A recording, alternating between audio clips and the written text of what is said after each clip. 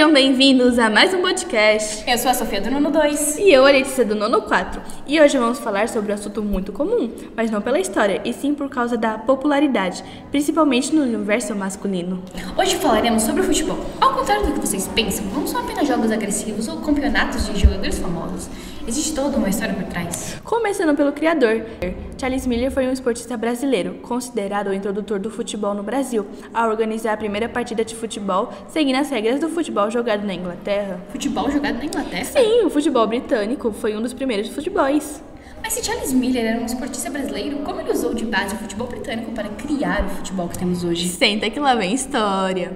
Charles William Miller nasceu em São Paulo no dia 24 de novembro de 1874, mas era filho do escocês John da Silva Miller, que veio para o Brasil para trabalhar na São Paulo Way Company, e da brasileira, descendente de ingleses, Carlota Tunis Fox. Em 1884, com 10 anos de idade, Charles foi estudar na Inglaterra e ingressou na Manchester Court School, em Southampton, no sul do país, onde praticava esportes e aprendeu a jogar futebol. Em seguida, Charles foi estudar em uma escola em Hampshire, onde aprendeu a jogar rugby, criquete e polo aquático, mas continuou jogando futebol, que se tornou sua paixão. Enquanto estudava, Charles Miller se destacou no futebol e jogou 34 partidas pela Bannister School, marcando 54 gols. Pelo St. Mary, ele jogou 13 partidas e marcou 3 gols. Pelo Contato de Hampshire, fez 3 gols em 6 partidas. Ah, sim, mas de onde veio a ideia de criar um novo futebol? No dia 18 de fevereiro de 1894, após concluir seus estudos, Charlie Miller estava de volta ao Brasil para trabalhar ao lado de seu pai na São Paulo Way. Entusiasta do futebol, trouxe na bagagem 2 bolas, um par de chuteiras, uniformes, uma bomba de encher bolas e um livro com as regras do futebol. Charles começou a difundir o esporte e no dia 14 de abril de 1895, na Várzea do Carmo, na região do Brás, em São Paulo, realizou-se a primeira partida de futebol no Brasil, seguindo as regras já estabelecidas na Inglaterra.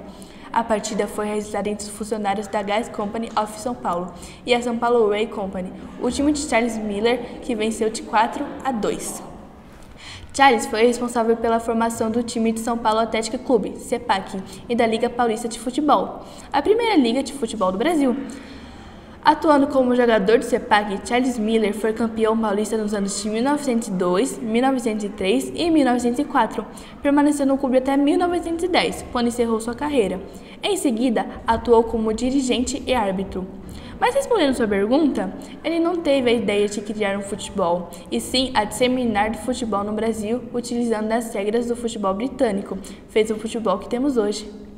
Falando em futebol, não podemos esquecer do futebol feminino, que foi uma luta ao direito do esporte. A história de resistência do futebol feminino tem referências antigas. Os primeiros indícios de mulheres em jogos com bola datam desde a década da dinastia Han na China. Em termos de documentação, o arquivo mais conhecido sobre o início do futebol feminino é referente a 1894, quando Nietzsche Hannibal, uma ativista do direito da mulher, fundou o primeiro clube desportivo britânico chamado Ladies Football Club. Hannibal era uma mulher convicta de sua causa e declarou sua pretensão em mostrar que as mulheres poderiam alcançar a emancipação e ter um lugar importante na sociedade. Mas entrando nesse assunto de luta e preconceito, me veio algo à cabeça. Na maioria das vezes, quando um homem nasce, ele já nasce tendo que escolher um time. Isso gera um traço da nossa personalidade, por nós temos gostos que fazem nós sermos o que somos. E quando é obrigatório a escolha de algo, mesmo não gostando, isso gera um conflito psicológico. E também muitos familiares, na maioria das vezes, os pais, questionam a masculinidade do homem. Caso os filhos não torçam para um time, já não são homens o suficiente. E as mulheres? Quando uma mulher se interessa por futebol, como jogadora e como torcedora, acabam sendo masculinizadas e os homens tendem a diminuí-las pelo seu interesse. Com brincadeiras ridículas como: e a louça, já limpou a casa hoje? E as perguntas sem noção sobre o futebol? O que tal jogador fez na manhã de tal dia? Qual o nome da bisavó de tal jogador?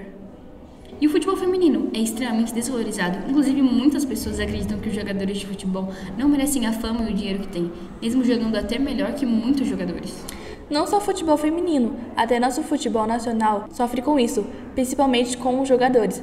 As pessoas dão mais bola para jogadores e times de fora. Mesmo quando o jogador faz algo absurdo, eles são extremamente aplaudidos, sendo que não merecem nem metade do que tem. Uma curiosidade que nem todo mundo sabe, mas o termo torcer surgiu a partir de moças que, nervosas com as partidas, torciam lenços nas arquibancadas brasileiras durante o início do século XX.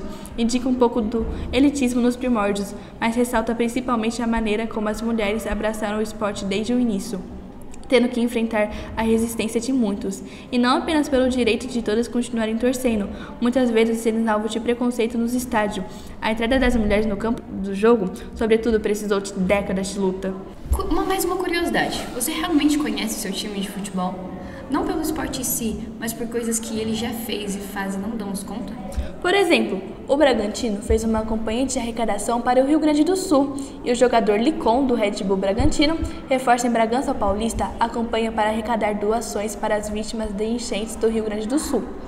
O jogador e a esposa Adriana Müller possuem um projeto social Craque pela Vida e acertam parcelas por alguns pontos de coleta em Bragança Paulista para receber as doações.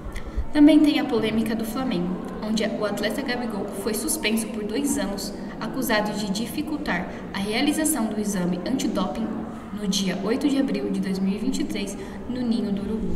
E sobre a origem do Palmeiras? Vocês palmeirenses sabiam que o Palmeiras tem uma origem italiana e surgiu durante o fascismo na Itália? E sobre o fato da Associação Atlética Ponte Preta ter tido o primeiro jogador negro, Miguel do Carmo?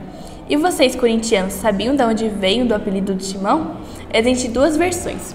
Uma delas é que o apelido de Timão foi dado pela imprensa em 1966, época que o Corinthians contratou alguns dos principais destaques do futebol brasileiro, dentre eles Mané Garrincha.